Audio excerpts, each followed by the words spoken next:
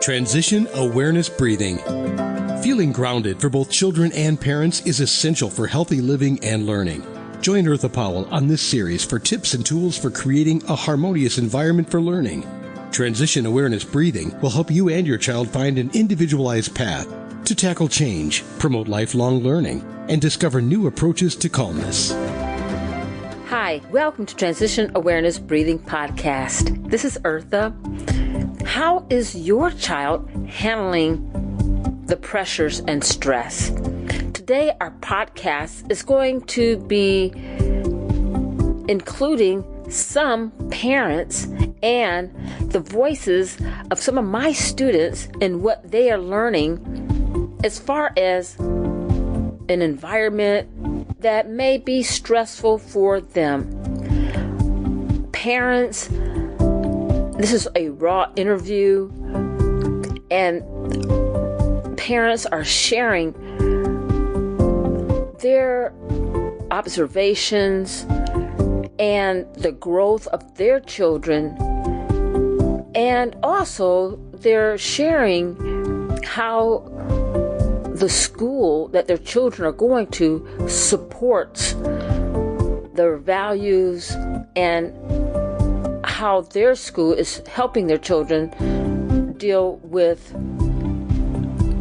working in groups, handling different pressures in the elementary, middle school environment.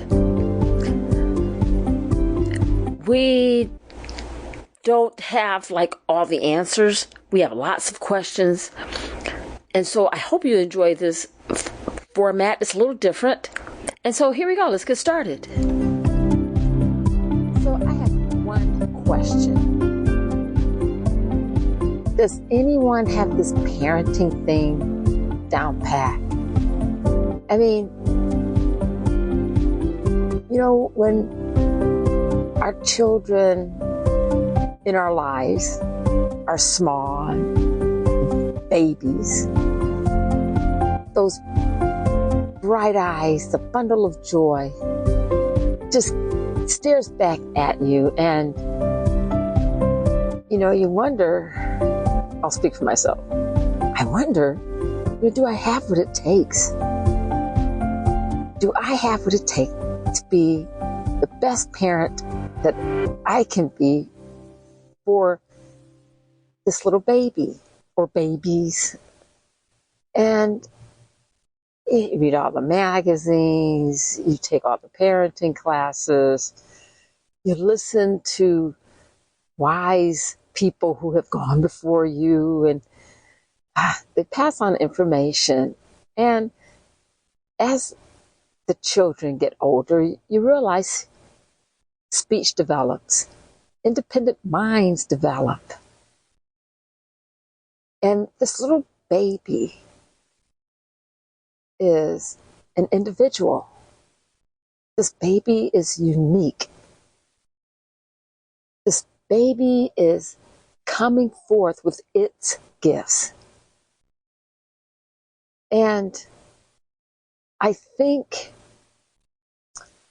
most parents want to make sure that their children have the best that you can provide them with in shelter and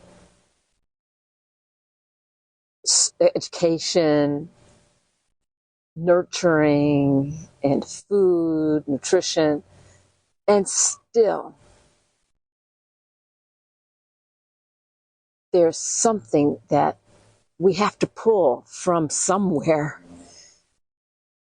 to help this future generation survive. Does anyone have the cheat sheet? I think many people have many different theories and solutions and suggestions. And maybe there's not one fixed cheat sheet, one fixed suggestion. Depending on different values and religion, beliefs, and cultural upbringings. I mean, it's so complicated. And then stir into the mix the advancement of technology and the stressors.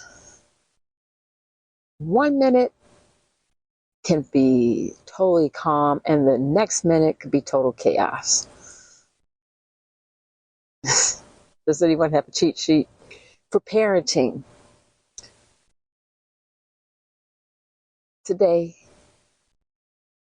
I would like to bring to you not a cheat sheet. I'd like to bring to you conversations of dreams and hopes and expectations and the heart of a process of parenting. No, I don't have any answers. I don't have any suggestions. I feel like I'm in the boat with everybody else.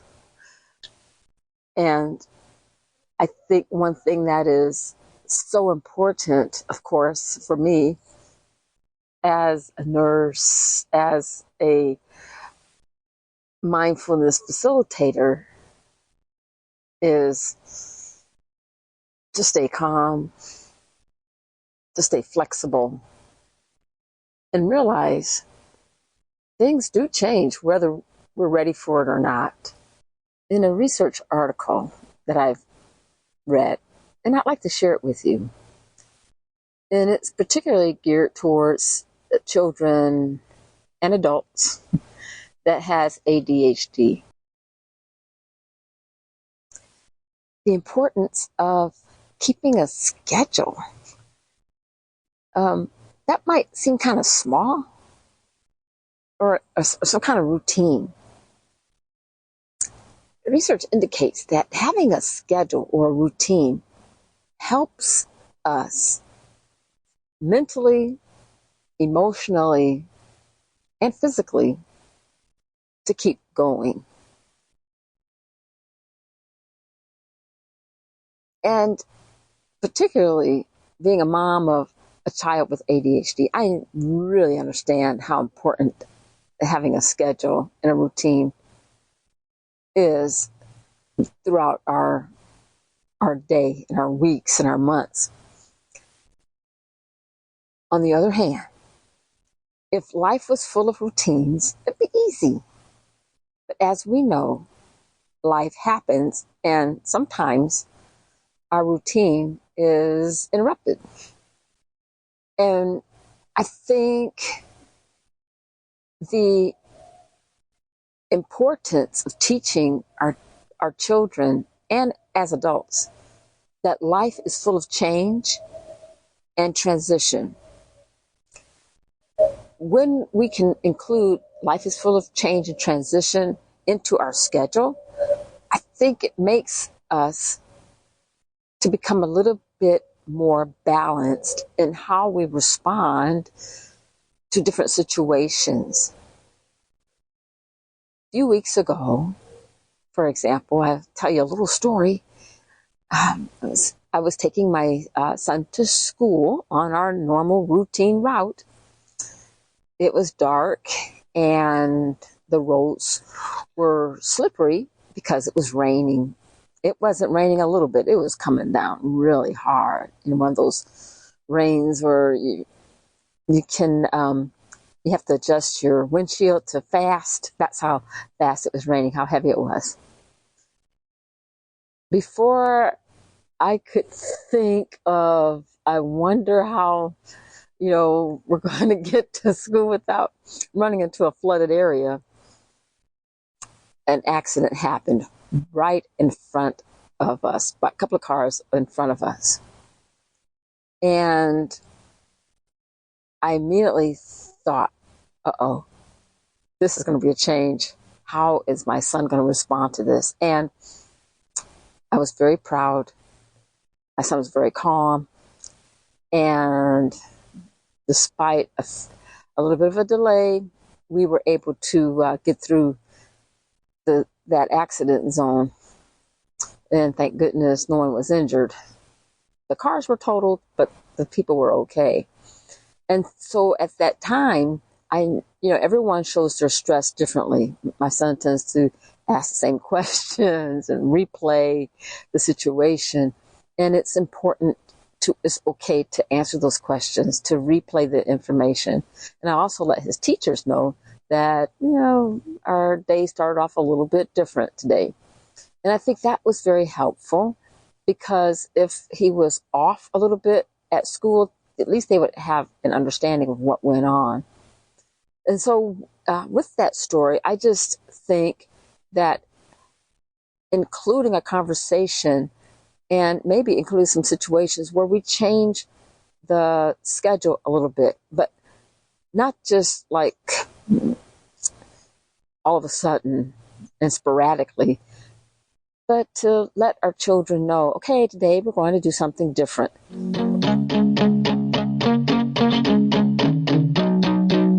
Okay, hi everyone, this is me, Eartha, and I'm with a lot of parents at this location. And so we're having a little impromptu discussion about changing and transitioning with children, since one of the things that I do is I do teach children in transition awareness breathing. So I'm asking some of the parents, and their children are in grades, I'll just put range from kinder to maybe eighth grade, so I'll just put it like that. How are they finding their children dealing with stress, working in groups, handling different transitions? So I'm going to turn the camera around, and some of the parents are going to. So I know that your son has been at ECLA for a very long time. What grade is he in? He's in fourth grade now. Okay, fourth grade, very long time. So I was wondering, what changes have you seen since your son, when he entered the school? How's he handling with stress, working in groups, communicating, problem solving? Right, yeah. Kindergarten, hot mess, right? So kindergarten for us was all about learning how to get to your cubby and not bump into people and not go to the office, not blurt things out, because he likes to talk a lot. Yeah.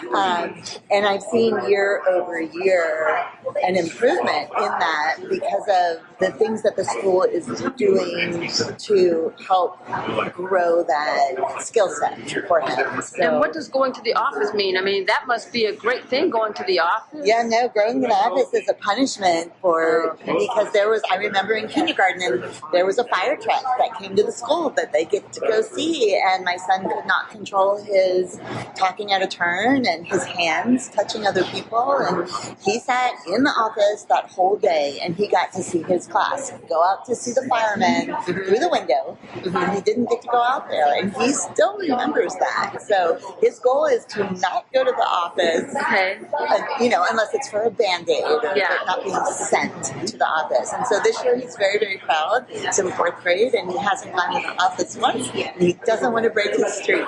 Oh, okay. And so as he's preparing for fifth grade, what kind of problem-solving skills, communication skills is highlighting him right now? I'm seeing where they're starting to make them do projects together or complete a small assignment together with a buddy, and they're still learning how to work that out. He came home and said the girl he was paired with did the whole thing, but then they didn't get a good grade, so he blamed it on her. But my son likes to make excuses, so he could have done his half. But they're starting to develop that, and so for a 9-year-old, that's a really nice concept to digest. So hopefully by next year it'll be easier, and by middle school and high school he'll be prepared to do a group project and know how to lead it. So they're not just teaching them the skills, they're making leaders out of these children. Beautiful. Yeah. Okay. Yeah. Well, thank you so much. I'm going to talk to some other parents. And thanks, Eartha. Yeah, have a great day. Yeah, see you later. Okay. What about the negative influences? The fear, the hurt, the unfairness, the pain that is being experienced all over the world. How do we explain that? How do we react to that? How do we pull anything positive from that?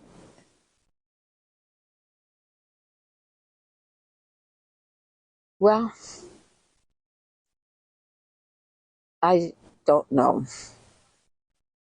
I do know that with compassion, that I can listen, and with kindness, I can spread. The judgment is not going to help anything or anyone at any time. I can show strength in standing up and speaking out for what is positive and what is that stands for the sustaining life and freedom. And so that's a place where we can start. Okay. So I have a third grader at ECLA. She's a young third grader, and we actually moved from out of state at the beginning of the school year. So she's had to do a lot of transitioning, making new friends, adjusting to a new house and new routines. And what I found is that although she's 7, from the beginning of the school year to now, she is handling it much better. She used to forget a lot of her homework and be very anxious and worried about that. She's also very anxious and worried about making new friends in a new state. And now I hear at least 2 or 3 names on rotation constantly. So she is coming out of her shell, making new friends. And so I think that support group of the new friends is helping her with the transition. Okay. And so she's getting her a friend network. Yes. And so how is she handling pressures? I mean, like for a third grader, I mean, pressures are different from a grown-up perspective. Right. But I know that sometimes there's homework stress or there's friendship stress. Sometimes we have a best friend here and now we're not best friends. So how is that? How's she handling it? Because now that she has more than one friend, when that friend drama pops up, we encourage her to talk to the other friends and spend more time with them. And eventually they all come back around together. The drama doesn't last very long. So she's doing a lot better. She still breaks out in tears when someone doesn't want to play with her, but we find that happening less and less frequently.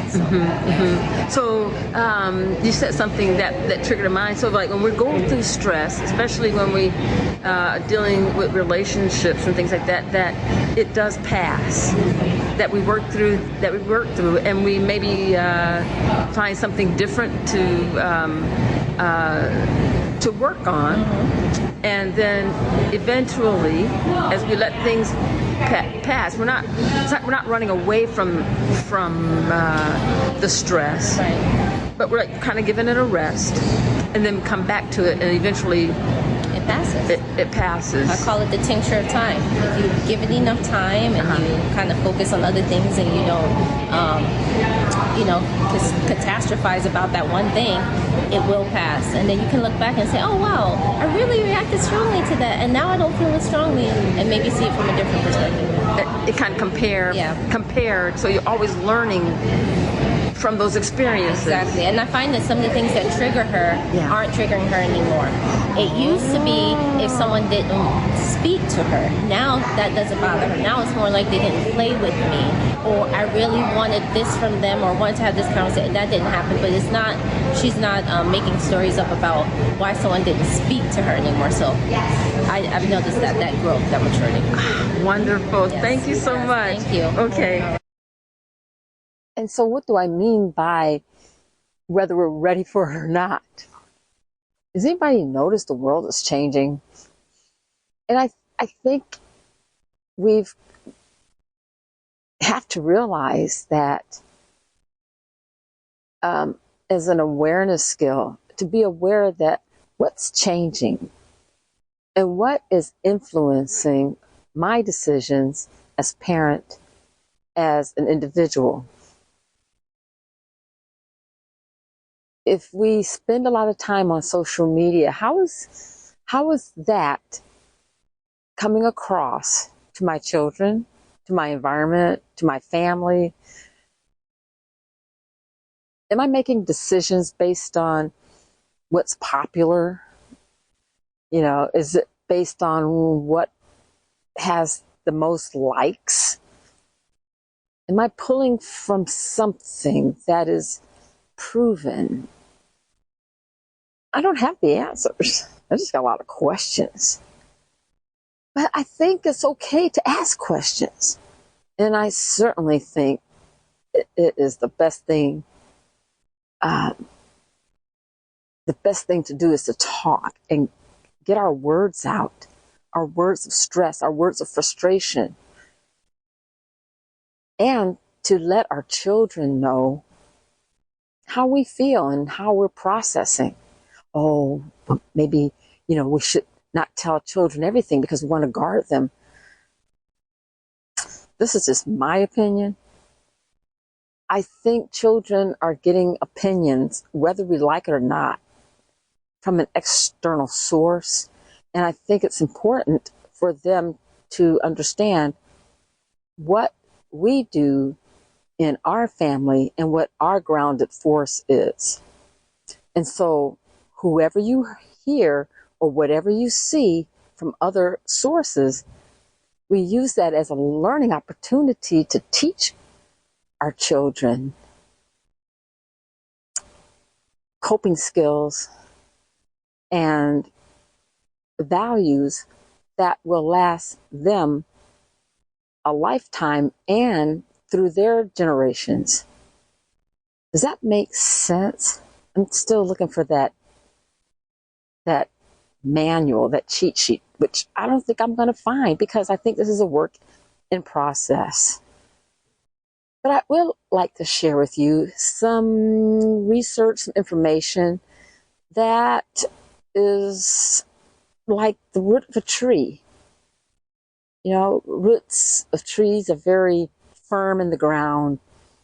And whether we like the type of tree that's growing or not, that tree is right there. And so we can use it, and it's like I'm using this tree for shade and appreciating the nature that is around this tree. We can certainly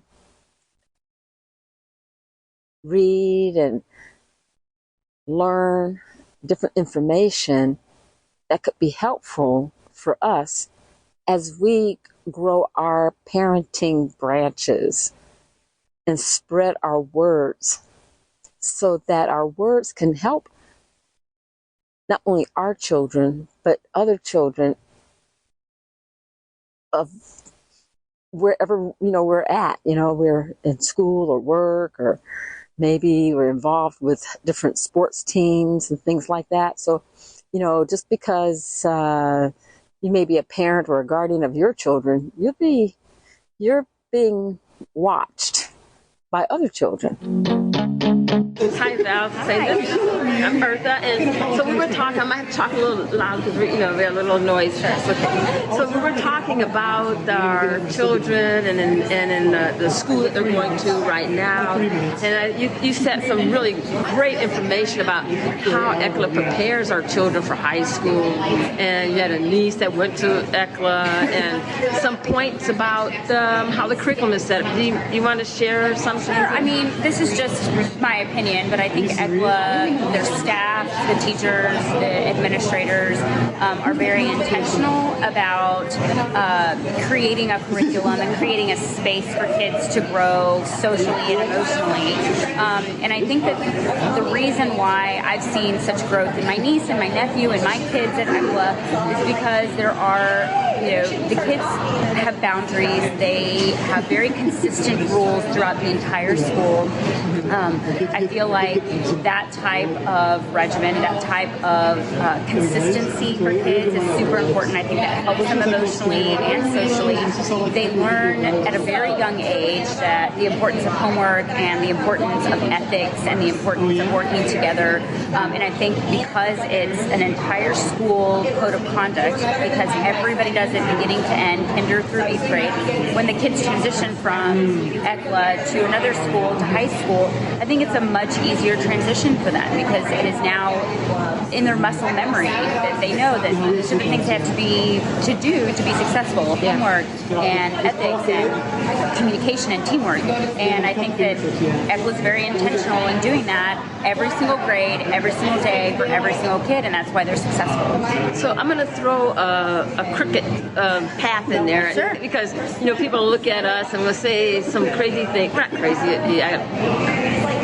but what about the creativity? I mean, doesn't structure, hamper creativity and free thinking? I mean, are the children being forced to live in a school environment where they are not, really expressing themselves? What do you think about those? I think there always has to be a balance, and I think again, ECLA provides that for kids. I mean, think about the work that comes home, the art that comes home, the music that they come home singing, the language that they're learning. I think there's obviously a balance. They're not in a prison. I don't feel that way for my kids. I feel like they have room to express themselves, to feel, to speak, to create, and within that structure, there is structure. And so, but I think that's important for kids when they're learning, is to have structure in their lives. And I don't think that structure hampers creativity. I think it's a really good thing for kids. I think it's something important for them to grow. And I think that both intertwined, because I come from an art background, I think both intertwined are really important, especially as kids are developing lower grades into their upper grades. And I think that ECLA provides all of those things. I think you said something when you mentioned the music and the art is so important for creative growth. Absolutely. And for the growth of relationships and relating to themselves. And one thing I don't know what you think, but the school really encourages children to speak for themselves. Yeah, what can I say? They're helping the kids grow into great humans, and I think they do that by encouraging them to be independent within a structured, environment, which I think is important. I think that sometimes when we give too much or we give away too much, or we hold on too tight, both of those scenarios are not healthy for kids, and I think they found a really great balance in both. And I think, art and like liberal arts and the things that they encourage at ECLA are really important for kids, and I see my kids incredibly happy, and they're becoming very independent, and I think that's going to make them great humans. Okay, thank you so much. No problem. Thank you so much, parents.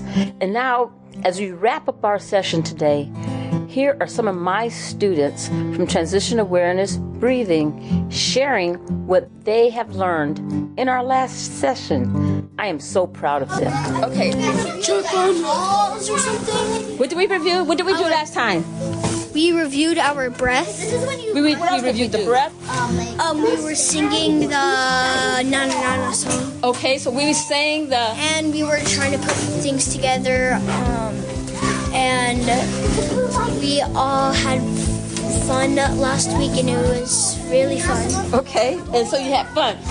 What else did we do? We were uncomfortable with the person that we worked with. Beautiful! I love it! We worked in groups and we were uncomfortable with the person we worked with. What did else we do? We worked with some stuff that was hard for some people and some stuff that was just easier for some people. And how did we figure, what did we learn from working with hard stuff and with easy stuff? We work together and we can make it happen. We work together. We learn new stuff. We learn new stuff. And we made sure to be comfortable with the people we're with. Oh, I can just fall on the floor and fall out. Hold on, I gotta fall on the floor and fall out. Oh, wait a minute, before I fall out. Go ahead. And we made mistakes and fixed them. High five! Be sure and pick up a copy of Tab Mindfulness, Awareness and Coloring Activities in a Pandemic World. It's not just an ordinary coloring book. It features 23 illustrations to stimulate thought, relaxation, and creativity for anyone between the ages of 4 and 94. Increase your positive self-talk energy. Unlock new creative paths. Transform your time once or twice a week to create beautiful art while strengthening confidence, building positive self-talk, and sensitized self-awareness. Tab Mindfulness, Awareness and Coloring Activities in a Pandemic World. It's available now at Amazon.com.